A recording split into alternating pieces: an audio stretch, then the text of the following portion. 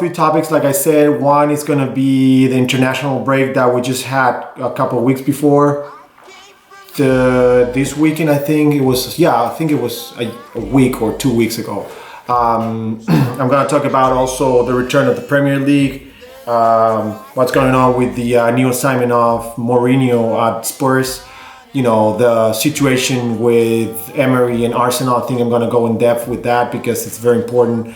I feel like as a big club as Arsenal, there's a lot of things going on. Like I said, we see in the picture and the TV this circle, and this circle is games, but there's a lot of things around and outside that circle that makes this circle work or not work. So I'm going to talk about that. And then the third topic, I'm going to talk about the Libertadores Final Game between River Plate and Flamengo. I'm going to talk about a little bit of that. I have my background is South American, so for me, talking about South American football and trying to compare it or take out a few things from the South American and what more important than South American, the biggest South American probably match ever. You got one of the biggest teams in Argentina against one of the biggest, or if not the biggest, in Brazil.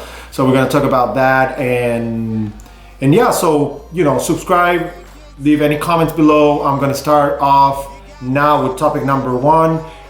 It's going to be the international break. So yeah, that's it. Let's go. Guys, so the first topic I wanted to talk about is the international break that we just had a few weeks ago. I was able to watch a bunch of different games. For example, I saw some of the Euro 2020 qualifying matches. I saw England playing, I saw Belgium playing, I saw Italy playing, I saw also Spain playing. And like I always said, it's hard for me to talk about Euro because coming from South America, South American qualifiers are so tough. I mean, you got teams like Brazil, you got teams like Argentina or Uruguay. Just those three are like, they have like 5, 7, 8, 9. They have like 9 World Cups between those three, international teams. So, and then you got like teams like Chile, which is a very tough team nowadays. And then you have Peru, which is improving a lot. And then you have, teams like Bolivia that might not be, good, but let me tell you something. If you go 4,000 meters high and play a game there, I want to see you playing there. It's tough shit. So yeah, you got very, very, very hard teams and hard qualifying matches. And when I see the Euro matches and I see, I don't know, England playing against Moldova and then 7-0, and I'm like, well, I mean, I don't want to talk down to any teams because I think the teams in Europe are, very. I think there's a couple, 3 or 4 very good teams. But come on. I mean, that's something that I know that when you open, you turn on the TV and then you're like watching England against Moldova and you'll be like, okay, I'm just waiting to see how many goals England will score. But anyway, so I was able to watch those. I was able to watch Argentina versus Brazil, which is one of great matches. I was able to see Argentina against Uruguay. I think that was a great match. You can tell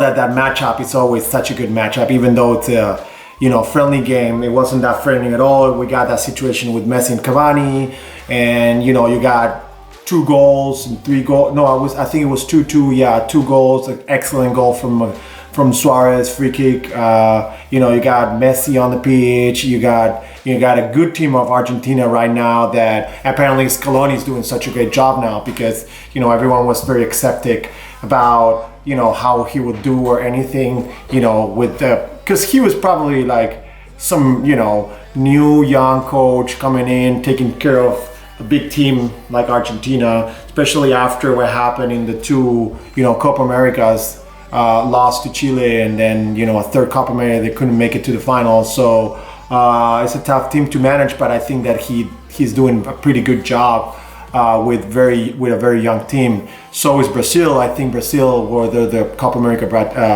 champions, and they're doing a pretty good job also bringing in like new local players, very young too. I think Uruguay, with the same base, same coach, they're doing always such a good job, and it's always very tough to defend Cavani and Suarez because they're literally machines of making goals. I think that those two together are amazing. Probably one of the the most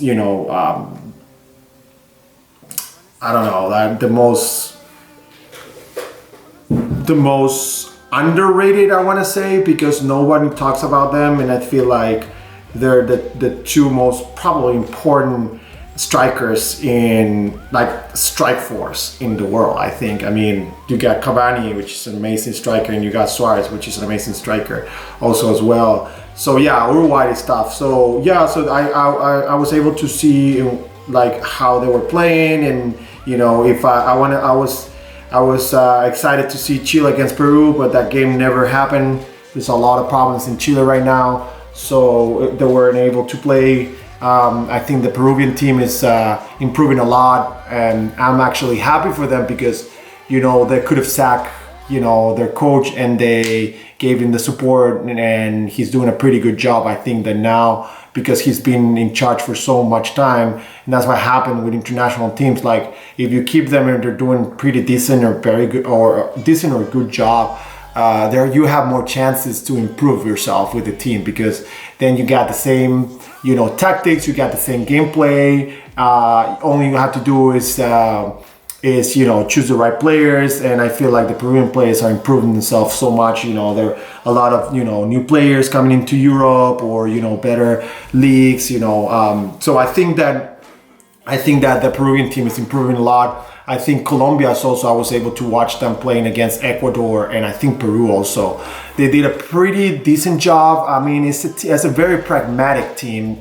It's not those teams where, typical Colombian teams, they will always play good soccer or football, or however you want to call it. For me, it's always football, but I know that this video could go to a lot of American viewers. Anyways, Colombia was always known for, treating the ball very well, good passes, good movement, dribbles and everything. And I think this team is more pragmatic. I think they know what they're doing. They don't practice a very nice looking football, but they win games and they're doing pretty good. So I think that's another very tough South American team.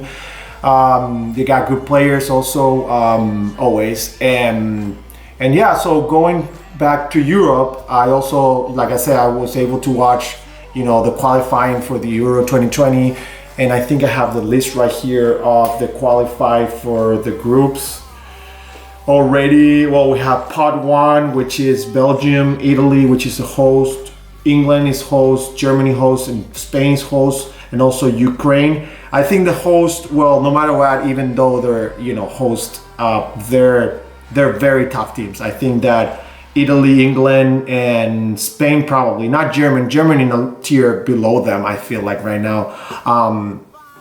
They're a very tough team. I mean, Italy just freaking smashed everyone. I mean, they just won every single game. They barely conceive any goals. I think that Italy is definitely a surprise to me, because I didn't see Italy more than, just the last results based on, the World Cups or Euros and everything. I mean, I know Italy's always tough to beat because defensively they're very good, and offensively they always have fast players and good goal scorers. But I was surprised with the new tactics. I think it's a very, very offensive team. I think that defensively they're very good. I mean, you can't complain anything. They rarely concede any goals, like I said. But it's a very surprisingly entertaining, team to watch. So I'm very excited for Italy. I think they could do a pretty good job. I think that I see them probably making it to the semifinals. I hope so. To the at the Euro. And then you have England, which is one of my favorites right now. I know there's a lot of people, saying a lot of things about Southgate, the coaching. But there's like me coming back to the thing I said in the beginning of the video. There's a lot of things that you people, like everyone sees because of what you watch on the TV, and that's inside the circle. There's a lot of things around the circle that tells me, okay, you know, this England team, it's bound to probably make it to the finals. I mean, I think that they're very young. They're on their prime right now. I mean, you see, you know, players like Sterling, Kane, I don't know, Sancho in Dortmund. I mean, you see very, very, very skilled, good players. And I also feel like what Southgate did with that situation with Sterling and Joe Gomez was, it tells a lot about him. I mean, it says a lot about him because, you know, just a normal coach or maybe someone who doesn't want to engage into any fight or anything will be, okay, you know what, I have my best player here, which is Sterling, and I'm not going to do anything about it, even though he did something wrong. I'm just going to keep it on the team and play him because, you know, he's one of my best, or is probably my best player. But no, what Southgate did was like, no, you know, listen, even if you're the best player here on my team, like I have to treat you as equal as everyone else. I mean, you did something wrong, then you had to, you know, leave the team for now because you did something wrong. So that shows a lot of courage, I think, from Southgate. That tells me, you know what, he's taking the team to the next level, because those coaches, you know, you have to take care of a very, you know, it's a very important team, England, and they have very important players right now. So doing something like that, you know, shows and proves the team that you're in command, and I think that that's very important to me. I think that shows the players who's in charge, and no matter how good you are, you know, you're always gonna be treated equal, like I said. So that was good. I think that was very good from him. I like that. I also think that Spain, you know, still plays the same way that they're playing. They're just adding new players. Spain always is good. The problem with Spain is that sometimes in big matches, even though they have won big matches, but they don't have the players they used to have. For example, they don't have Puyol in the back. They don't have that intensity of him. I think that people in the, like, players in the midfielders, they're very good. They're talented. You know, they pass the ball around very well. But at the same time, I mean, I don't know. I want to see them in big matches. I want to see how they react to pressure. I want to see how they react to, you know, when they play against very good teams. I mean, you can see the qualifiers. Like I said, qualifiers in Europe it's a disgrace. I mean, coming from South America and seeing countries playing, you know, 400 meters up high, or countries playing against Brazil, or even the not too good teams, the very well teams like Venezuela, they're doing so well. But anyways, you know, so I want to see them, you know, in the Euro 2020, see how they do, see, you know, how they do in big games. So yeah, Spain obviously is, you know, one of the hosts, so that means, you know, they're gonna have that, you know, support. So that's gonna be tough. So on pot 2, I see France, you know, world champions, obviously one of my favorites too. They have the same coach, same system. They're just adding more players, or even the players that have been there for, you know, the past 4 years, even the ones who won the World Cup. I think this is the team that it's basically more in their prime than anyone else. So I think it's going to be very tough for them, for anyone to beat them. So we'll see. I mean, it's going to be an interesting tournament for sure. And we have Poland, Switzerland, Croatia, Netherlands, who's also host, Russia, who's also host. I think Netherlands also a very young team. They have a lot of base from that Ajax team from last year. They have good coach. I think it's going to be a tough team to beat for sure. It's not the same Netherlands that didn't qualify to the World Cup. This is the completely different Netherlands. I think it's going to be tough to beat them, so that's going to be interesting. Then you got pot 3, Portugal, with Ronaldo and a bunch of new kids coming in that are very good players.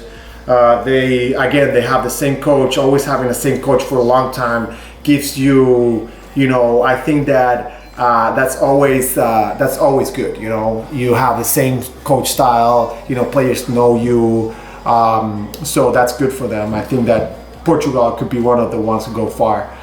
Turkey, you got Denmark, which is another host. Austria, Sweden, Czech Republic, and then pot 4 you got Wales, Finland, and there's a playoff winner past A, B, C, D. I'm not sure about that. I'm not sure who's playing, or maybe it's already decided. But yeah, I mean, it's gonna be tough. I saw some games. I think that obviously we're way too early to talk about who's gonna win or not. We're gonna talk about that when the actual tournament starts. And yeah, so that's topic number 1. So let's move on to topic number 2. And we're gonna talk about the return of the Premier League, and mostly on the return to the Premier League for Mourinho at Spurs and the situation with Arsenal. I think that talking about the assignment of Mourinho, I think this is great. I mean, if you ask me, a lot of people have asked me, what do you think about Mourinho? Do you like him or not? I say, well, listen, I feel like Mourinho is a coach that it's been very successful.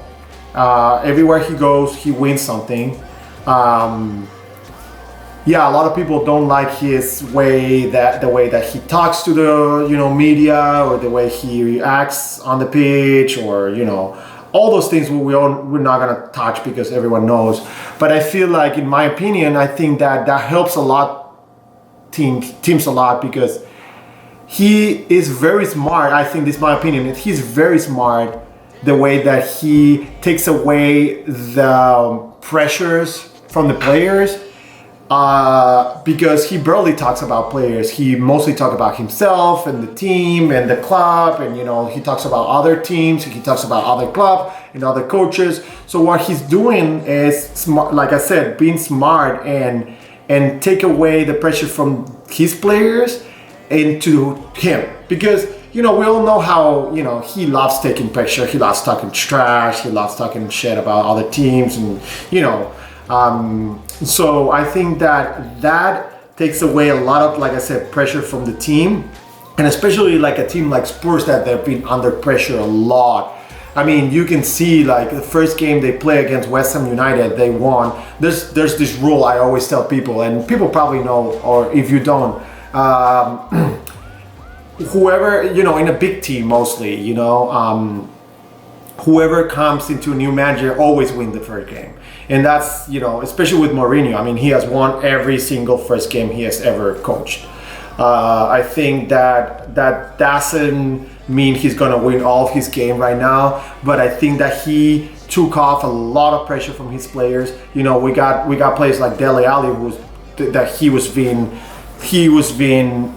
completely on the lens. I mean, he was like, everyone was saying like, this is not the same Dele Alli, what's going on with Dele Alli? Well, I think that Mourinho took off a lot of pressure from him, just by being Mourinho. And I know this, could not make sense, but again, we go back to things that happen outside that circle that, have a reaction in the circle. So I think that, they won. They actually could have won for more than 3-2. I think 3-2 was way too short for them. I think they closed the game in probably 40 minutes, 30 minutes. I mean, 2 goals. The third goal after the halftime. I think yeah, they got a little tired at the end and a little sloppy in the defense. But overall, I think that Spurs were fabulous. I think that you can see that he's gonna give support to players that haven't been playing. For example, like Lucas Moura. I mean, I like the way that he planned the game, because I think that he was not defensive for sure. And I think that he realizes that he has very fast players coming from behind, like Lucas Moura. You got Son, you got Dele Alli, and then you have such a big goal scorer / post in the front like Kane, and you have all these guys coming from behind that really help him, kind of like counterattack / attack a little bit slower and fast in the third quarter. I think that of the pitch, I think that was. I think that we saw that the other day, and it worked perfectly.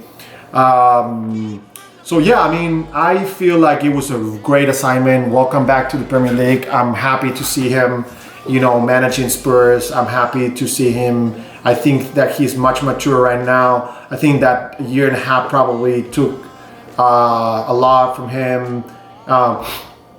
He probably needed that rest. I'm sorry, and to watch a lot of football and watch a lot of games and being able to realize how the Premier League is like working right now. You got teams like Liverpool that are dominating the game, and then you got other teams that are beating big teams. I mean, you see Norwich beating Manchester City, and then you see the Wolves in 5th place. I mean, you see people, and I feel like he already figured that out, and he's ready to manage. I think that it couldn't have come in a better, time for him.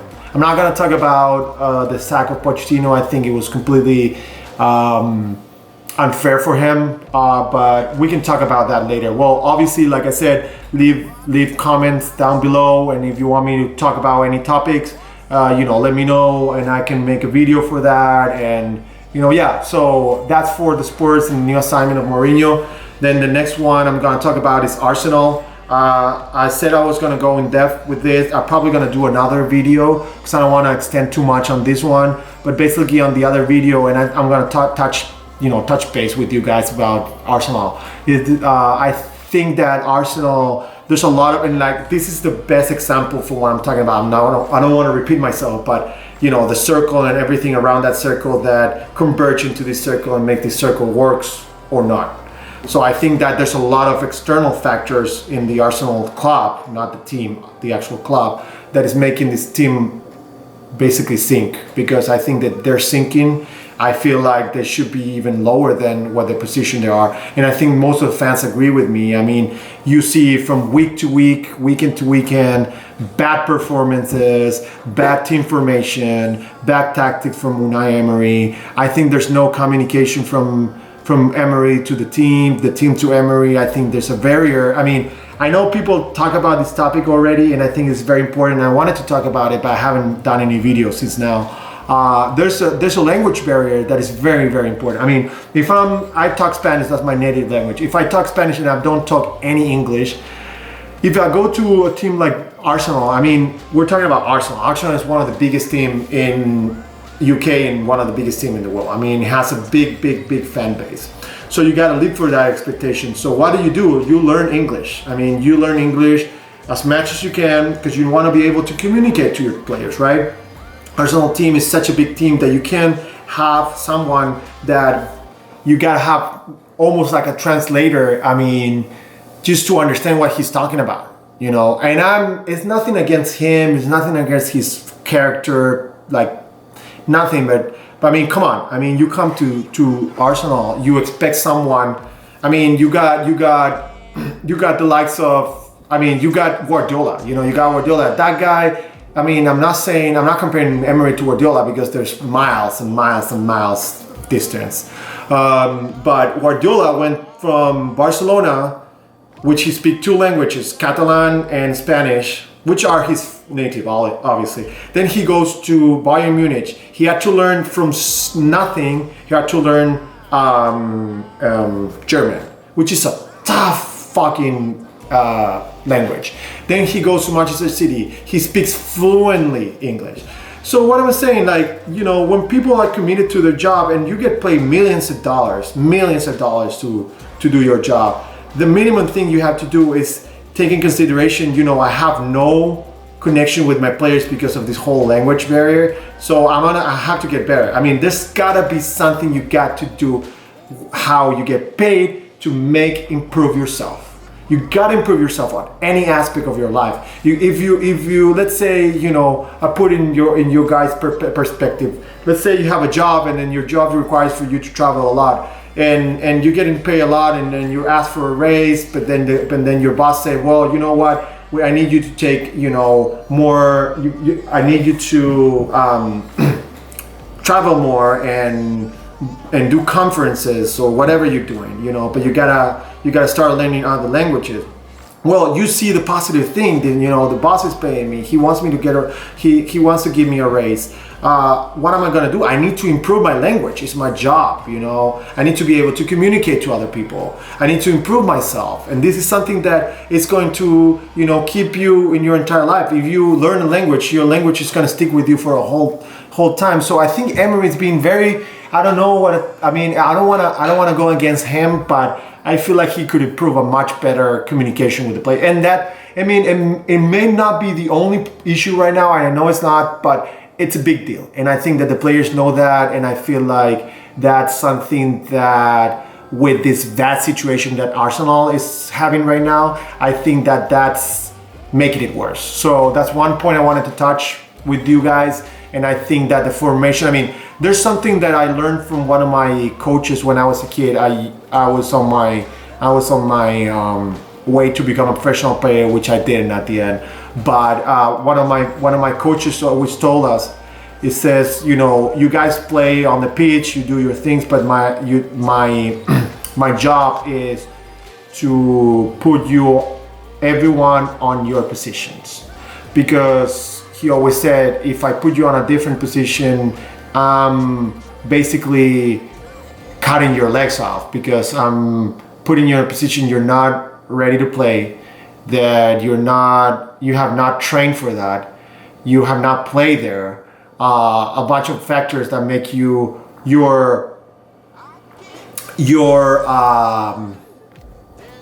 game go down. I mean, it's probably, I mean, this is what I know fans are very pissed off, because I know that Arsenal has such a big club. They have very good players, but it's very frustrating when you see your coach putting players in positions that they don't play, formations that they're not, you know, used to, and stuff like that, because you're like, well, it's obvious that you don't put those players there because they don't play there, you know.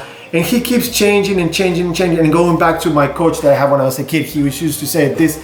He says, listen guys, this is, for me, my job is like buying a new house, buying new furniture, and be like, okay, you gotta put the appliances in the kitchen, the sink and the toilet in the bathroom, the couch in the living room, the bed in the bedroom, things where they're supposed to go.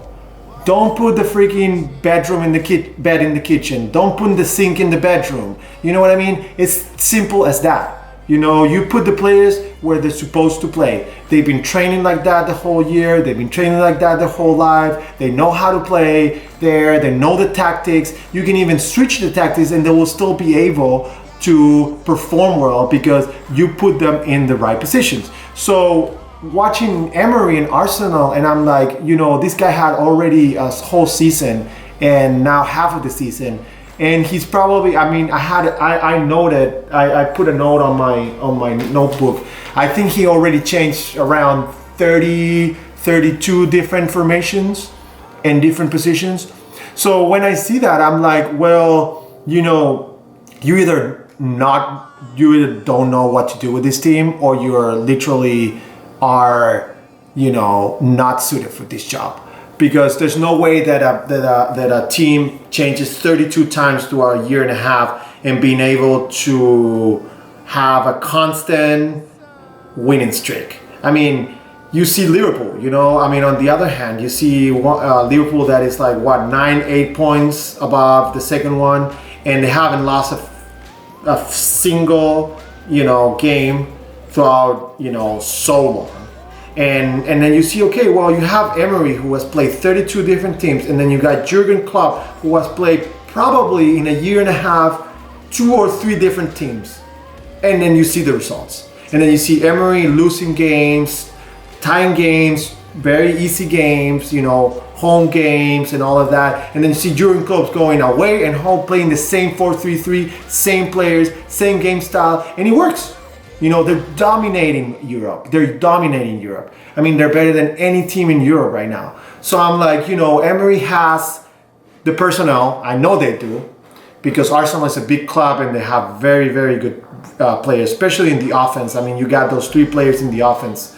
Then you have, you know, I don't want to say bad bad defenders in the back because I don't want to talk down David Luiz because no matter what people say about him, I mean he's playing in the best teams in the world and he's a decent defender. So it's just about putting them in the right positions. Do not change the formation 32 times. And yeah, I mean you'll take the best out of the players. I mean that's what Jurgen Klopp is doing. I mean he knows what he's doing. He's been changed 2 or 3 times in the past three years probably, and then he keeps adding, taking out, putting in players, but not changing anything. So I think that's what it's been lacking in Arsenal. I think it's a time for a change. I'm not sure who will be the best replacement for them. I think that Emery has to be out. I think the fans are outrageously asking, and I agree with them. I mean, I think that Arsenal needs to change for sure. I think that he needs to go. He wasn't suited, and it was proven, and it should be proven to the board that he needs to go. So I think that, I don't know. And the third point I want to talk about is the final game, Libertadores game between River Plate and Flamengo.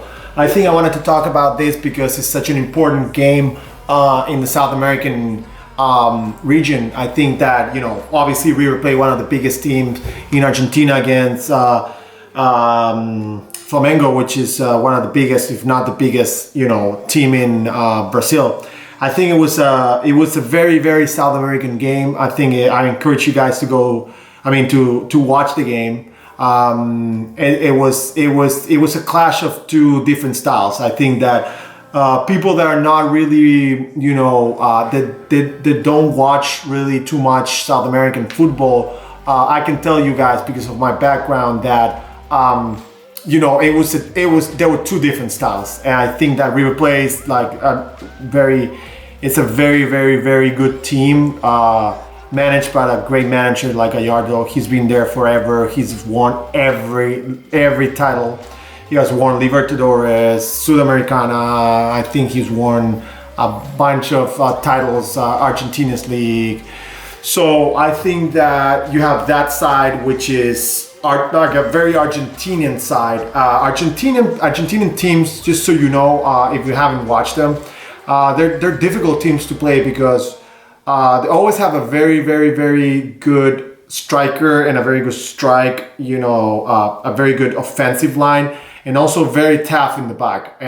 But the thing that they make them very hard to play against is that they don't let you have the ball. I mean, as soon as you get the ball, they're going to try to recover the ball as fast as they can. It's one of those teams, especially River Plate, is one of those teams that pressure very high, and you could tell I don't know if you guys saw the game, but if you did, you can see how high they pressed the opposite team just to recover the ball very high up. There's one thing in football that is very, very important. If you recover the ball when you lose the ball and the other team has the ball, if you recover the ball 3/4 or let's say 1/4 in their side of the field, you have more chances to score because there's two things that comes into the game. First of all, you got the ball closer to your opponent's goal. Obviously, that's obvious. But the second one is that the other team is trying to build out, and then you recover the ball. They probably have more chances for them to be facing their goal, which means it's always very tough for the defensive team because when you're facing your opponent forward, it's easy for you to have control where the ball is going. But when you're facing your goal, it's difficult to see who's coming from behind, who is attacking from which side. So when you recover the ball like River did a bunch of times in the game, it increases the chances for them to score, and we saw that in the first goal. They recovered the ball high, and I think the second goal was the same thing. First goal, I got confused with the second goal, Flamengo. So you can see that the high pressure worked for them the whole game. I think, and then on the other side, you got a very Brazilian team. What I mean about that is that Brazilian teams, in opposed to Argentinian teams, they let you play. They let you play. They let you build out from the back. They don't pressure high. And this has been like since I was born. I mean, since back in the 90s and 2000s. Every time I always watch, Brazilian teams, I always see that. But they have very fast players. They have very fast fullbacks. They have very fast, wing. I think that on this game, they weren't able to build out from the back because of the high pressure that River Plate did. I think that their players were very, very they were having a hard time building out for the back, and I think that was very tough for them, and that's the reason they couldn't manage to get into River Plate's goal. But then what happened was that after probably 65, 70 or 75 minutes, River Plate got tired. The players got tired. They were controlling the game. They were pressuring high. They were playing fast football. But at the same time, the Brazilian team, they struggle a lot. They struggle a lot throughout probably 70 minutes. And by the time the River Plate got tired, they try to attack more. And I think you can tell because, they started, play their wings higher, their fullbacks higher. They're trying to have more control of the ball. River Plate kind of like, push back a little bit into their, one quarter. I think that that was, until it just came down to the last minutes and they scored 2 goals. It reminded me a lot of that game in '89 between Manchester United and Bayern Munich. I think that, it's kind of like the same thing happened where, Munich had the game won basically 1-0 in the last 3 minutes, they were like even making, substitutions just for the applause, and, people were like, Munich already won the game, blah, blah, blah. But, in two plays, then they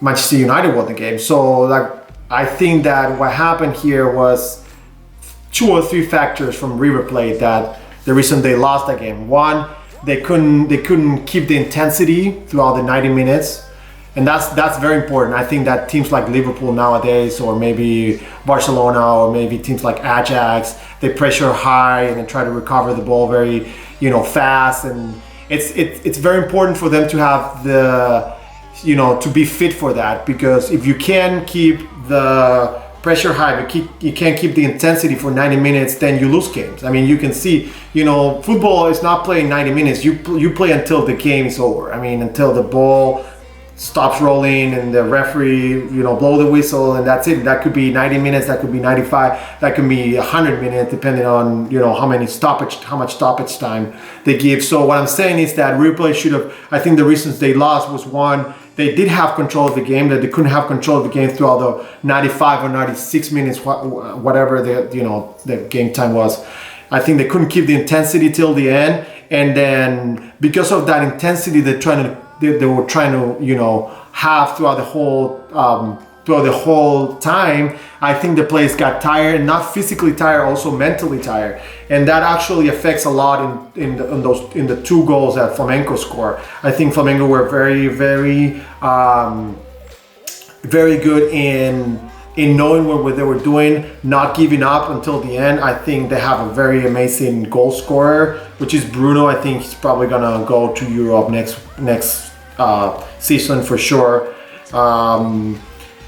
So yeah, they didn't give up for what they're doing, and then, like I said, if you get tired, you don't get tired mentally.